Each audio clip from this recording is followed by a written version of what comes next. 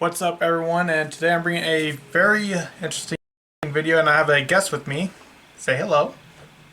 Hello, everyone. I am Reaper Vegas.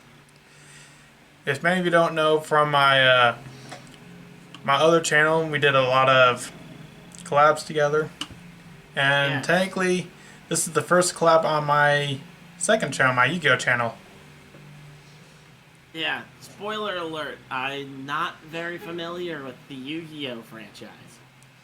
which is perfect for this video because in this video I'll show you 20 different cards, and using whatever experience you have, basically rate them on a scale from 1 to 5. Okay. It's going to be more fun the less you know, because you may think a card that might be really good, but in the end it's actually pretty bad.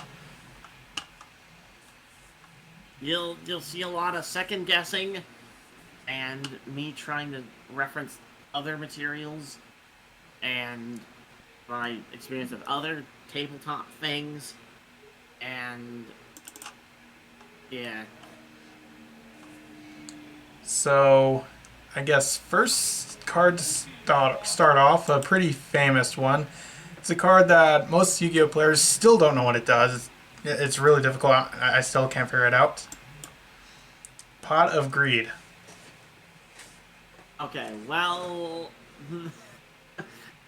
interestingly enough, I mean, who doesn't know this card? I know the card, but I can never figure out what it does. I mean, how can you rate a card? Like, I guess if you're talking about like, Just like how good it is. Like 5 being really good, like ban worthy. 1 being yeah. rip in half So the worthy. problem is, I already know it's bad. So like, the thing is, it's like, I've seen other people use it, and it's like, you have a possibility of running out of cards at using it. But what's the likelihood of that unless you have like multiple of the things in your deck? Like, Yep, it is currently banned, and it has been for I think like 15 years. It so, was one of the first cards banned. so based on that set of circumstances, that even though it's already banned, it does have flaw. It does have a flaw. So through that calculation of total, uh, complete knowledge and expertly done research, uh, 4 stars. So you're giving it a 4. I'd actually have to agree with that. I would put it at Yeah, 5 because it doesn't do anything like an FTK or a loop. It's just advantage. So exactly. I actually agree with that one. Now next, I also have another banned card, All right. Time Seal. Time seal. Oh boy, there's a lot of time cards that vary in things that they do. I And think Time Seal, can you read the effect on your side, or? I can search it. That's what I can Okay. do. I can also read the effect off to you if you need to. All Time right. Seal, skip the draw phase of your opponent's next turn.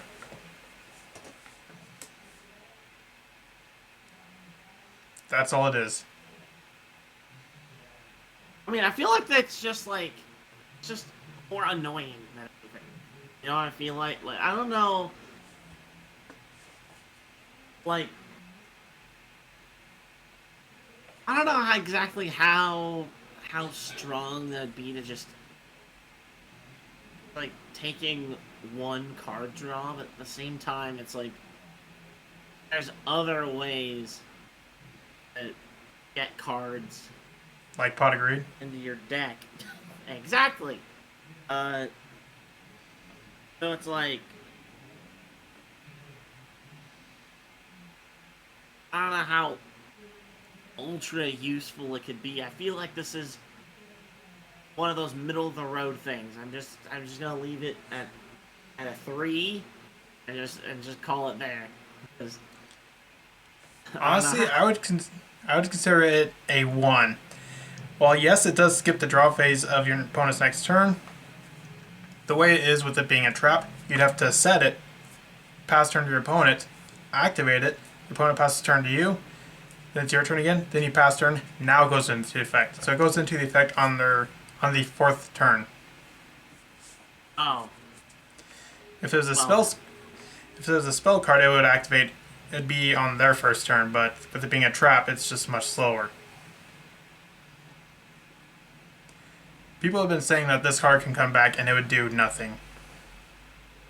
and I'm when searching an image of this card and seeing other people sharing the same sentiments in other videos, I'm starting to be inclined to agree. It's like a skip turn card in Uno. Like Only you have to wait a while. you're not gonna lose just because one shows up. You know what I mean? Next, we have a pretty famous monster. Blue Eyes White Dragon. Okay. So now, nah, this is a different breed entirely. Because Doesn't have an effect, so I really need to look it up. okay. It's got eight I stars. I still need to know like its attack and defense points, right? Its attack is 3,000 and defense is, I think, like 25. Let me pull up the picture on my screen. It's just like I have a friend who knows more, who like knows this stuff. Like Yeah, 3,000 like, attack, so 25 defense. I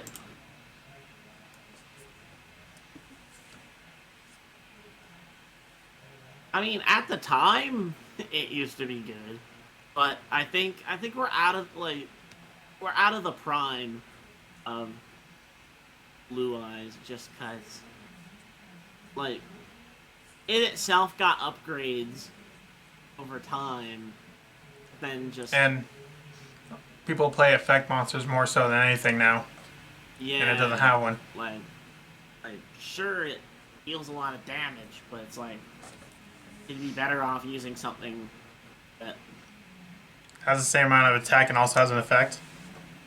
yeah. So 2 stars. I would have to agree at 2 stars. Well, it is a Sorry, we call them we call them vanilla monsters because they have no effects. And while Blue Eyes is one of those, I wouldn't put it at a 1 star. I'd put it at a 2, mainly just because there's cards around it to where you can actually do something with it. It's an actual archetype. Yeah. But by itself, definitely not really the most useful card. Next is a card called Foolish Burial. This card allows you to send 1 monster from your deck to your graveyard. So just a sacrifice card. In a way. For no added benefit. You just kill something. This is a card that like if Dan Hibiki played Yugioh, this is the card he'd use. Like yeah, if there's no other benefit, like there's no if it doesn't add to cards that need sacrifices, then why would you use this? So what would you rank it? 1. This card, I would say, actually is a 4. Okay, so it can be used for something. It is limited to 1. Basically, how Yu-Gi-Oh is now, a lot of cards activate in the grave. So you can send a card to the graveyard, and then it will activate in the grave. And it has to be limited because, like Pogreed and Time Steal, there is no limit to how many times you can activate it. Okay, So just browsing around, just impromptu, extra foolish burial. That one's not as good. I had a feeling. Okay, next is another card you might know. It's a pretty famous card. I don't know if it. Oh, I did. Monster Reborn. What do you mean I can't play Monster Reborn?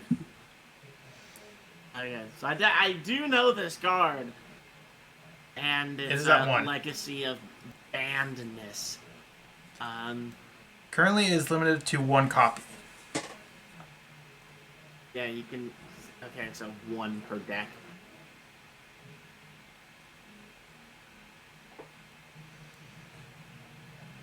I mean, yeah, it's pretty good. That yeah, you can. They just Special one monster from either player's graveyard. yeah, like obviously there is an advantage just to being able to use that at a point. Like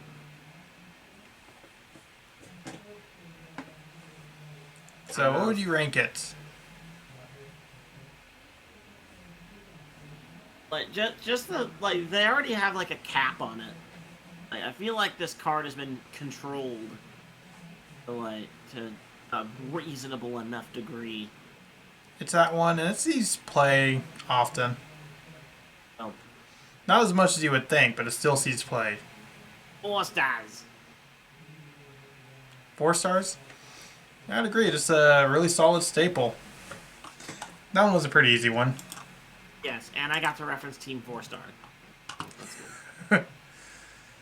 Okay, next is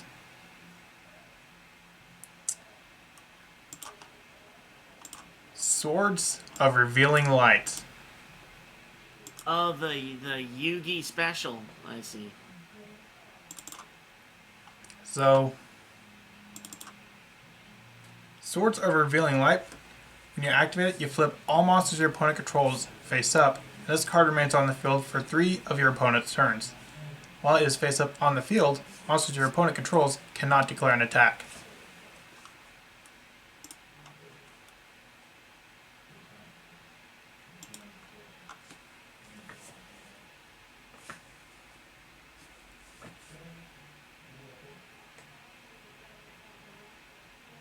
I mean, What are you yeah. thinking? That certainly is something. It'll stop your opponent's monster's attack for 3 whole turns. Yeah, the thing is though, it's like if there's definitely like a level of timing that you gotta do for this, because I mean, like depending on the time that you put it down, like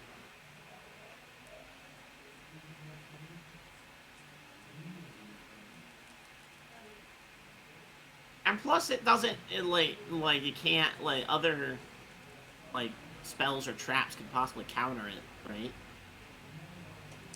Potentially.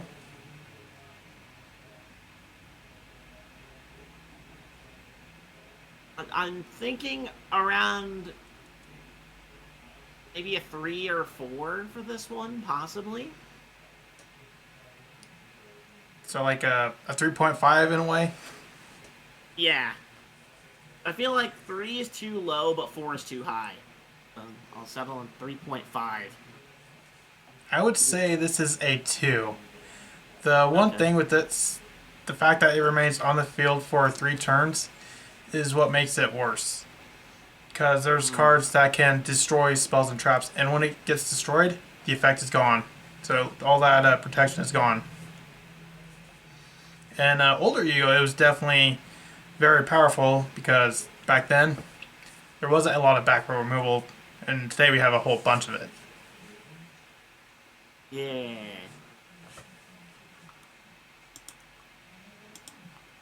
I'm not super horrible at this. It just takes me a while. I'm starting to get it. Oh. Next, we have a card called Fizzer. I think I used to have this one, possibly. Okay, I definitely had this one back in the day. Destroy one face-up monster your opponent controls that has the lowest attack. Your choice if tied.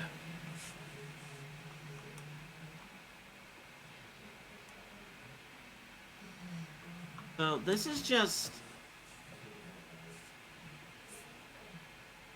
a worse version of other other monster destroying things.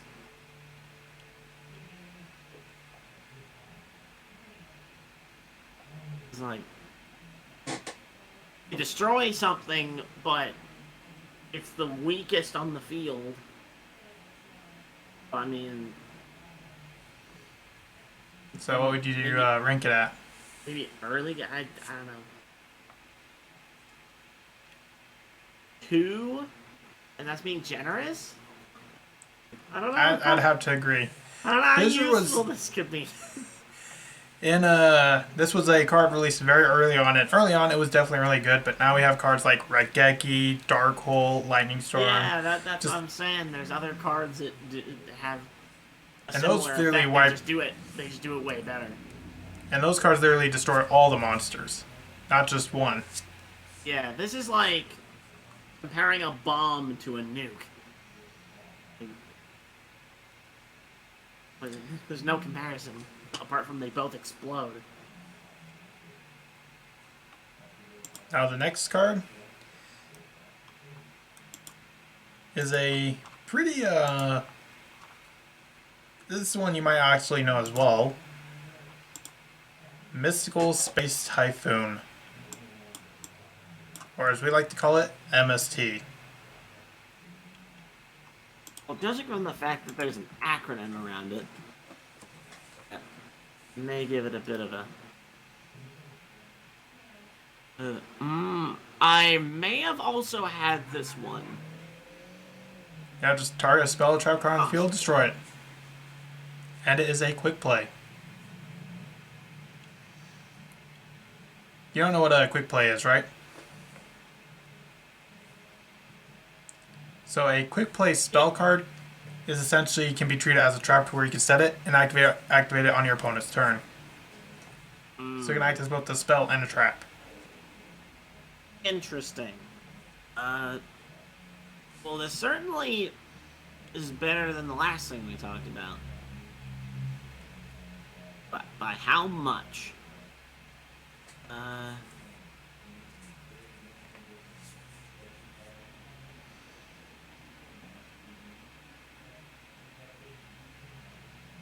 I'm kind of settling on a 3, only because, like, it's better because you have more control over, like, what you can do with it.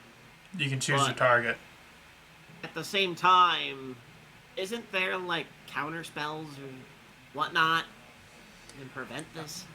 There's counter traps, but those don't really prevent it specifically. Huh. Well then. If you have a card that just flat out negates spells, that would work, but there isn't a whole lot of that. Yeah. So. And the cool thing with a card like Mystical Space Typhoon, when your opponent activates the card, you can activate in response to it, so the MST will go off before what's being activated prior.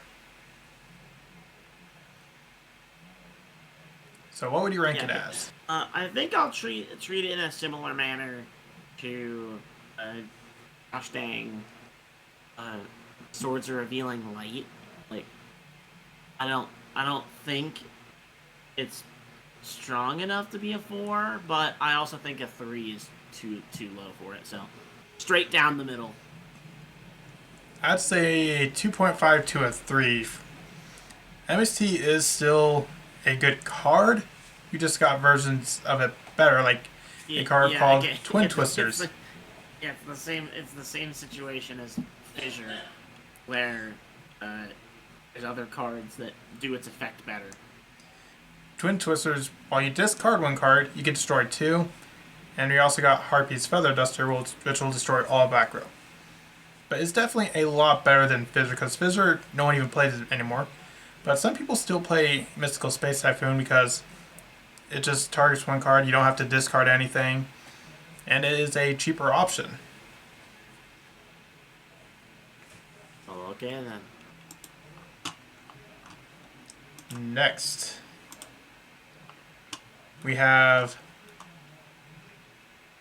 let's see, another classic, Change of Heart. I do believe I also had this one back in the day. Yes, I did. I did have this one. However, never really understood what it did. Basically, you can target one monster your opponent controls, take control of it until the end phase. So basically, let's say your opponent has a monster and you have a monster, you can activate Change of Heart, take control of it, and attack with both your monster and the monster you took from them. Or you can use it for your own tribute summon, or it's got many uses. Oh, it's multifaceted. I didn't realize I'd have to flex my brain this hard. I can just feel the seething anger from people who know this game. Being like, Honestly, you haven't been too far off on most of them. what the fuck? This might be the one that this might be the one that finally trips me up. So what would you rank it as?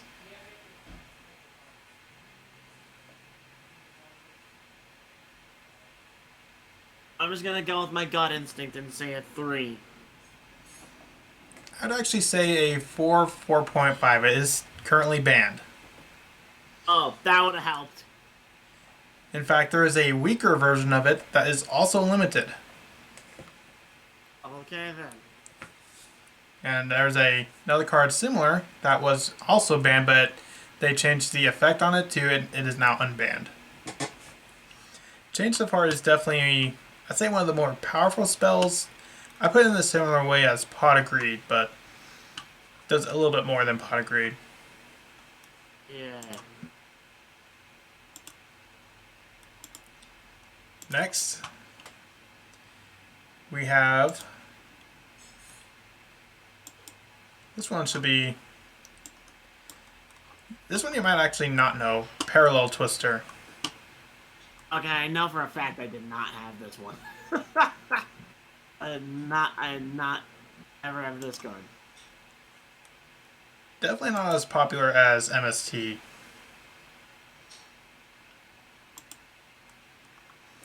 Parallel Twister, you can send one other spell trap card you control to the graveyard, then target one card on the field, destroy it. So while MST is strictly for spells and traps, Parallel Twister can be spells, traps, or monsters. So, basically, you sacrifice one of your spells and or trap cards to get just card destruction, basically. Yep, 1-for-1 trade.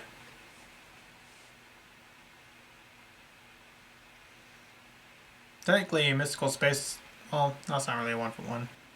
I mean, since you already know, like, where your spells and your traps are, like, just depending on which one's on there, like, Whenever you set your spells and traps, you can still look at them. So you'll know exactly what you're sending.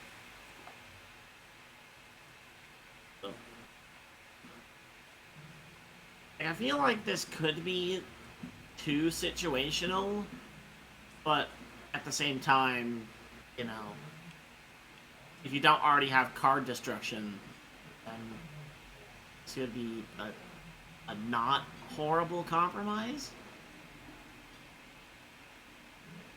So what would you rank it as? 3.5. Kind of what I'm feeling.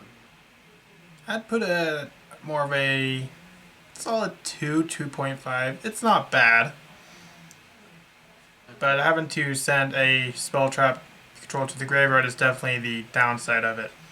Rather than some other cards which are just destroy one card like Fizzer, while you don't get to choose what you destroy, you don't have to sacrifice anything to destroy a card. Okay.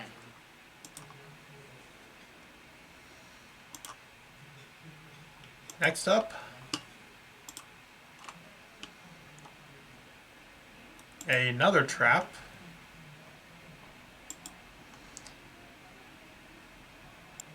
Magic Cylinder.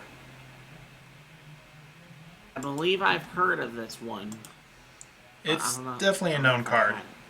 Okay. Okay, I've definitely seen this card before, but I've never owned it. So when your opponent's monster declares an attack, target the attacking monster, negate the attack, and if you do, inflict damage to your opponent equal to its attack. So let's say they're attacking with the blue eyes. Instead of you taking the 3,000, you don't take anything, and your opponent takes that 3,000.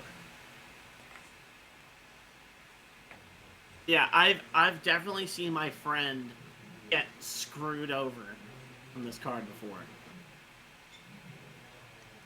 Like, I've seen it happen when he played Legacy of the Duelist. I mean, he did have a little bit of a stipulation on himself, but still didn't change the fact that I've seen this card royally mess him up. Yeah, actually, like a couple of years ago, I was playing a Winged Dragon of Raw deck, and basically the Winged Dragon Raw, it converts your life points into attack power, so I had like 10,000 or like 79,000 attack, and then I'd attack my opponent, and they just flipped that on me, and I just took myself out.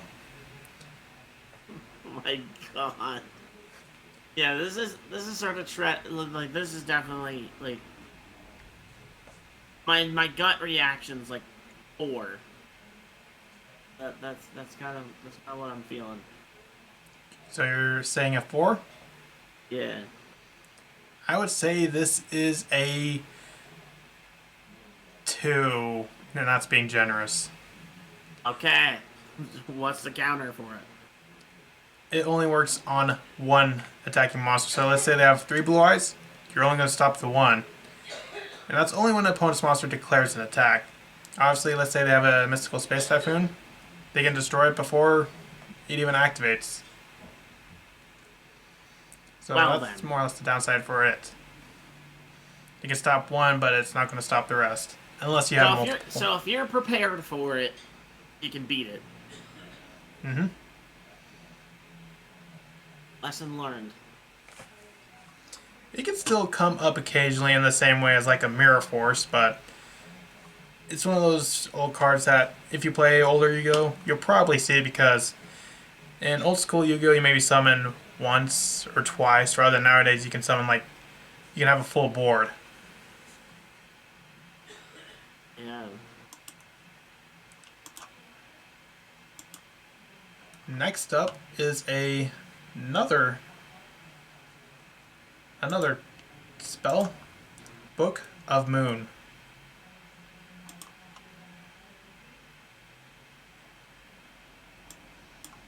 Oh, Now, Book of Moon, this one.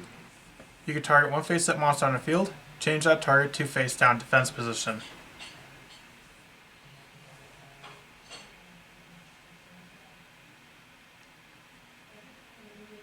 My immediate just the number that came to me straight away is 2.5. The reason why is because, I mean, like, for some monsters that could be a big hindrance. It works on most monsters. Yeah, but for some it's like It does not work against Link monsters because Link monsters don't have a defense. They cannot be put into defense. But it works against everything else. Yeah. I have a link monster on this list later, so you'll see that. Okay, well, the fun fact. It was limited at one point, but it is currently at 3. Okay, well, I got pretty close. So you're saying a 2.5? Oh, never mind. That's what you're talking about. You're talking about something completely unrelated. What? But yeah, I'm sticking with it. 2.5? I would actually say a 3.5 to a 3. Okay, well, not Book that of Moon far. is, while it doesn't work against link monsters, it works everything else. And the cool thing with this, let's say you activate a monster effect and your opponent tries to negate it by like an imperm or something that says target face effect monster negate its effects. If you chain a Book of Moon to it, it'll turn it face down, which means your monster's effect will still resolve. So it can kind of be used to dodge a negation. Okay. And let's say you think, if you know what your opponent's going against, and you think they're going to go into a synchro or some sort of type of extra play, you can activate that, and that will stop that play before it happens. This is a card where knowing what your opponent's playing is where it's going to be at its best. Interesting. It's definitely not like back in its day. It was definitely like a 4 or 5, but it's still just now I'd say this is like a good staple. It's one of those that's somewhat out of its prime. Not out of its prime like a Fizzer or an MST, but definitely not like in its full power. Now I think I'll actually finish off the spells with Final Countdown. I don't know if you know this one. Uh, I could make a joke, but it'd be too easy. So Final Countdown, pay 2,000 life points, and after 20 turns have passed, counting the turn you activate this card as that first turn, you win the duel automatically. So the big things here are, and I assume how long turn counts are, and then if the initial sacrifice is even worth it to start with.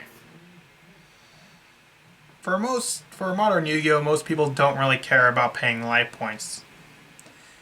Okay, They're kind of viewed now as a resource, as you'll probably see with the card later on this list. that's certainly helpful. I think I'm gonna go just slightly under the middle of the road. I'll just say 3 and just leave it at there because like I'd say you're. this information is stuff that's just like I don't know. I'd say it's more of a 2.5 being generous. Final Countdown, while it will win you the duel, 20 turns will have to pass. Yeah. And a typical game of Yu-Gi-Oh is like 3 or 4 turns in a competitive Yeah, sense. that's what I'm saying. That's what I'm saying. It's like, it's not that like 20 turns will pass. It's just a lot of things happen in a turn, and that's what makes you think it takes a while, but it doesn't. But the one advantage for Final Countdown is we have a card called Mystic Mind, which basically, if your opponent controls a monster and you control none, they cannot activate any effects and they cannot attack. So it is usually used with that in a sort of stall strategy. Yeah, that's kind of the vibe I'm getting here. Is like unless you're stalling, like there's no real use for it. Yep. Next, we have another monster.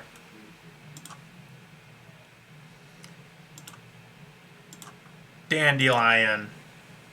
Dandelion? I'm pretty sure you don't know this card. No, I don't. So Dandelion, if this card is sent to the graveyard, you can special summon 2 fluff tokens in defense position. Those tokens cannot be attributed for a tribute summon during the turn they are special summoned. Tokens are essentially a vanilla monster that's just summoned. That's the best I can describe a token. Okay. Well, if I've learned if I've learned something in this whole exchange, is that sacrificing monsters seems to not be that bad a thing. And I mean, what it's like whatever this card does itself is not that useful, but for other things it can be supplemental. So 2. I would actually say this is a 4.5, if not a 5. No, I just have a feeling. That was my initial gut reaction. I was Now, like, back this was in good, and then I went and second guessed myself. back in old school Yu-Gi-Oh, tokens weren't anything special. It wasn't until Link monsters were introduced, because Link monsters, most of them it says requires 2 monsters. So basically, you summon Dandelion, send to the grave, summon those 2 tokens, and that's a free Link 2. And we have, I'd say, 3 or 4 Link 2s that are currently banned. Essentially, token generating has just become really powerful with Link monsters. And Dandelion is just one of the best at it. Okay, so that's a lesson for y'all. Is that no matter how stupid a thing looks and how weak a thing looks, that don't matter.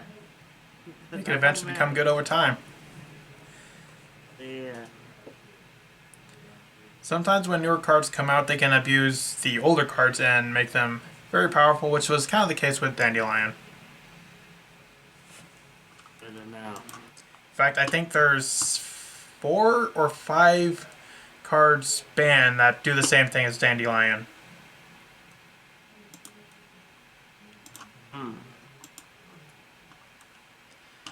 Next, we have another trap called Red Reboot. This one you don't know. It's a more of a like within the last 5 years or something like that. Oh. Now, Red Reboot is a counter trap. When your opponent activates a trap card, negate the activation, and if you do, set that card face down. Then your opponent can set 1 trap directly from their deck. But for the rest of this turn, after this card resolves, your opponent cannot activate trap cards. You can activate this card from your hand by paying half your life points. My.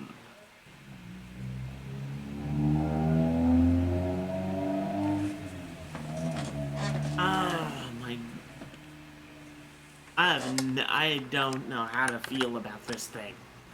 I have no. I've got nothing. I got nothing for this. I guess, to put it into context, Mystical Space Typhoon destroys 1 back row card, while Red Reboot prevents you from activating traps for that turn.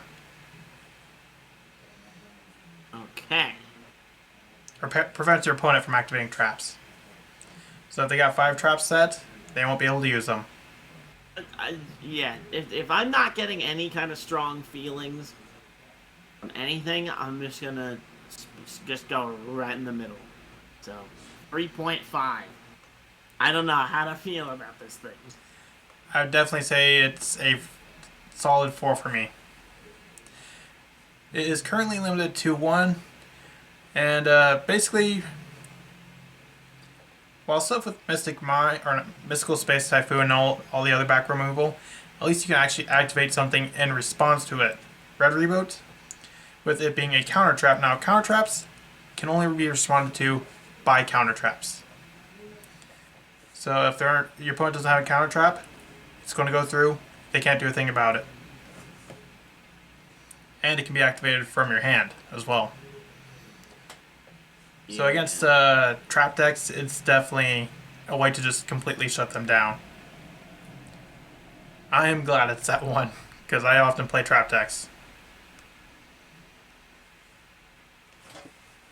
Interesting. Next, we have another monster, Effect Veiler.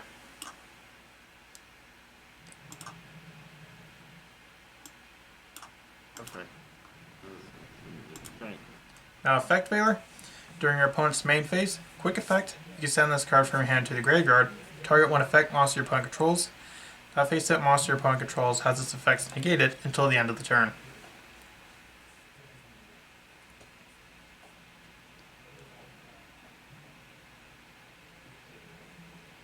I feel like this is either something that's like really, really stupid, or it's it's got more weight than it's worth.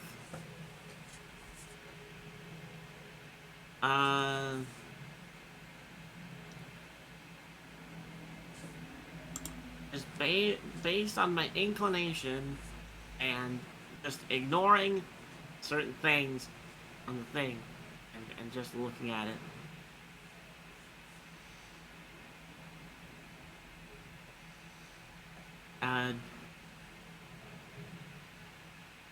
Three. Honestly, I'd say 3.5 is a good. I'd put it at that. Because the cool thing with Effect Veiler is what we consider hand traps. Basically, stuff that can activate from the hand to interfere with our opponent's plays during their turn. And let's say your opponent activates a monster effect. You can activate Veiler, that monster's effect will be negated, and it can basically stop them in a mid-combo or something like that. So it's definitely a card that sees lots of competitive play today. And the cool thing, unlike the modern hand traps, it does not have a once per turn. So if you have 3, you can use 3. Aha! And it's also a level 1 and a tuner on top of that. So it can also be used for synchro plays. Although most people don't really use it for that. There you go. This is your basically painfully average card. I'd say it's more than average. It sees lots of competitive play. Yeah, I guess that's true, but then again, what do I know? Next, we got another trap. Solemn Judgment. Okay, I've heard of this one. I've absolutely heard of this one, and I've seen my friend also get screwed over by this card before. So, just minusing limitations from the receiver's end of this card. So, Solemn Judgment, when a monster would be summoned or a spell trap card is activated, pay half your life points, negate the summon or activation, and if you do, destroy it. And it is also a counter trap, just like Red Reboot.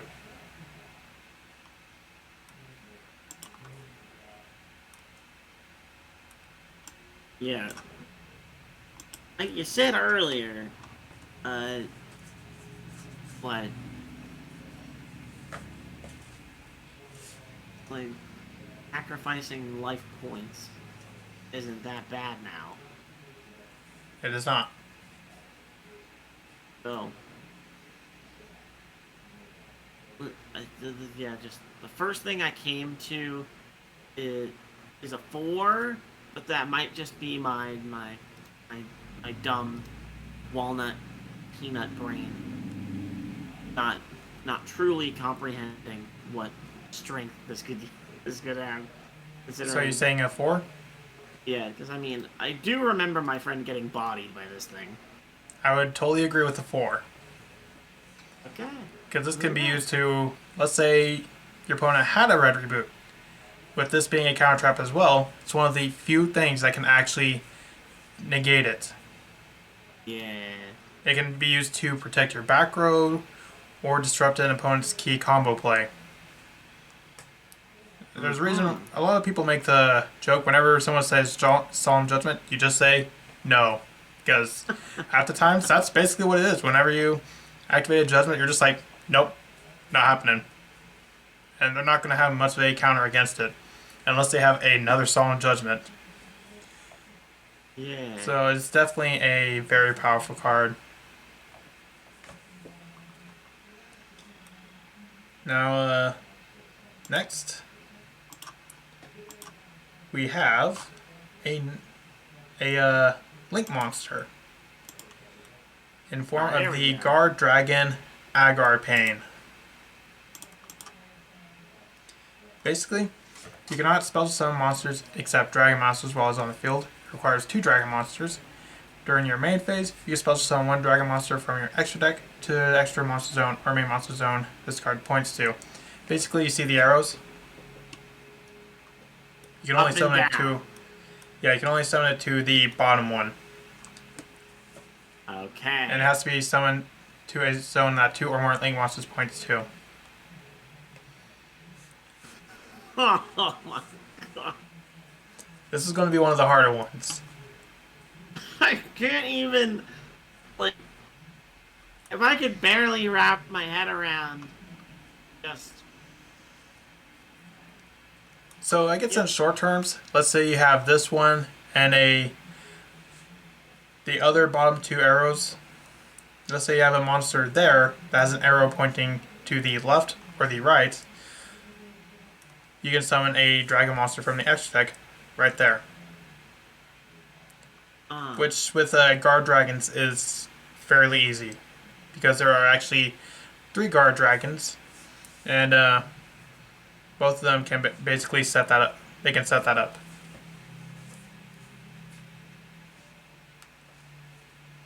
Interesting. What would you rank it as? I'm just gonna go straight down the middle again. Just because I feel like it's like it can be used. Like I feel like it could be useful, but it also seems situational. So just So you're going with 3.5. you're going with All of it. 3.5. This one, I would give a very solid 5. It is currently banned, and actually, out of the 3 guard dragons released, 2 of them are banned. Interesting. See, because Guard Dragon Agrippan can essentially take any dragon monster from your extra deck. So let's say you got a dragon monster that has 5,000 attack and says your opponent cannot special summon monsters. You can summon that for free, more or less. Like you don't, there's literally no cost to summoning it out. So as long as you get those arrows lined up, you can just summon any dragon monster from your extra deck. And I think this was only legal for like 3 months. It got banned, I'd say, fairly quickly. See, I'm better at undervaluing at underselling cards, and I am at overselling cards. It appears. Now, next, we have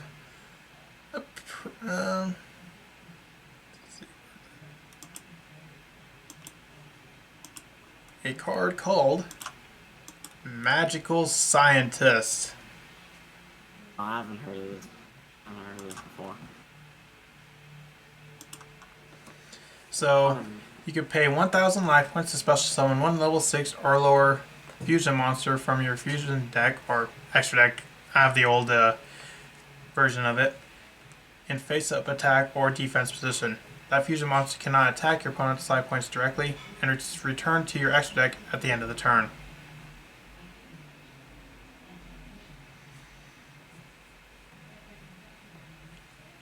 Well, It's similar to the Agrippan, but Agrippan can summon any dragon monster, while Scientist is limited to only fusions. And you have to pay 1,000 life points. 4. You're going with 4? That's what I'm feeling. I would say this is a solid 5. Uh, It is Yeah, currently 'cause banned, and that I is looked where it it shall up forever and I be. just scrolled for 3 seconds. It's like cards that can never be unbanned. It's like, oh, good. Yeah, Scientists, basically, there's not a once per turn, so you can just keep summoning fusion monsters, and then you can use those fusion monsters to link summon, synchro, or XYZ. And fun fact with the Scientists, you know how sometimes, I don't know if you know, but people will play like sealed formats where they have like limited pool of cards to play from, and they'll play with cards from that. One YouTuber actually made a series like that, and in that series, they decided to ban scientists because even in that restricted format, scientist was just way too good. All right. Yes, I am. Okay. I got one card left to go. Oh, well then. The grand finale. Yep. And it is a card called Imperial Order. I feel like I've heard this one before. Basically, they get all spell effects on the field, and once per turn during the standby phase, you must pay 7,000 life or 700 life points, or this card is destroyed. And it is not optional; you have to pay it. Hmm.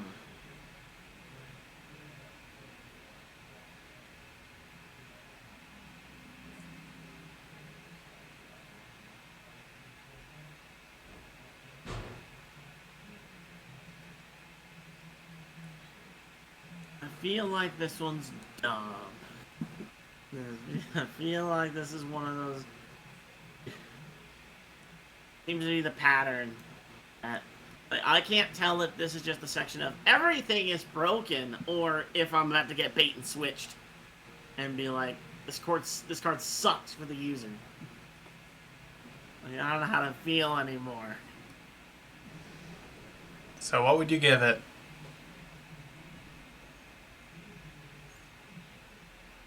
I mean, this is another card I've seen my friend deal with, but I can't remember how that exchange went. So, I mean, compared to other cards, 700 life points is nothing. Sacrifice.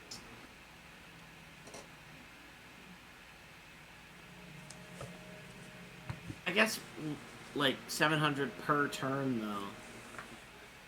Per each standby But phase, if- both you but if and your opponents. Ah.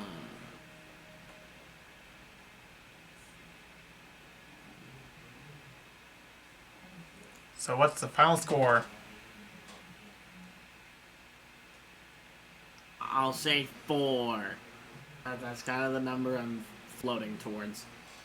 I would give this one a solid 5.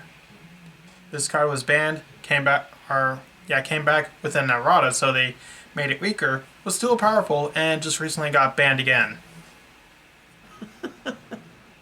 Yeah. Basically, while Solemn Judgment says no to a lot of things, this just says flat out no to all spells. So basically, this stops you from one core mechanic of the game you can't even play. Hmm. Interesting. People were so happy when this card was banned. It was definitely like a lot of say for example Foolish, MST, Book of Moon. Let's say your opponent activates any of that, you just activate Imperial Order, and they cannot activate any of those cards or any of those or any spells for the as long as it's up. So it was one of those stall cards that was just way too powerful. Well, hopefully you've learned something today, viewers. Is that I don't know the strength of things. Is that Well, you said 4. That's pretty good. I did get relatively close, and some of them I did nail, but for the Some of most them I thought part, you'd be further off. Yeah, for the most part, I feel like I undersold a lot of cards. Yeah. Well, this was definitely a lot of fun for me. What about you? It certainly rattled my brain, and I learned some things. And does this mean that I'm gonna finally take the plunge into this game? Spoiler alert! No, I don't got time for that. I don't got time for that. But, hey, maybe someday I'll start experimenting with it. Maybe someday. Well, that's going to be all for this video, and maybe potentially, if you guys like it, maybe we'll do a part 2. I don't know, depending on how you feel about this. See you later. So make sure to go subscribe to Root for Vegas, and I will see you in the next video I make. Bye.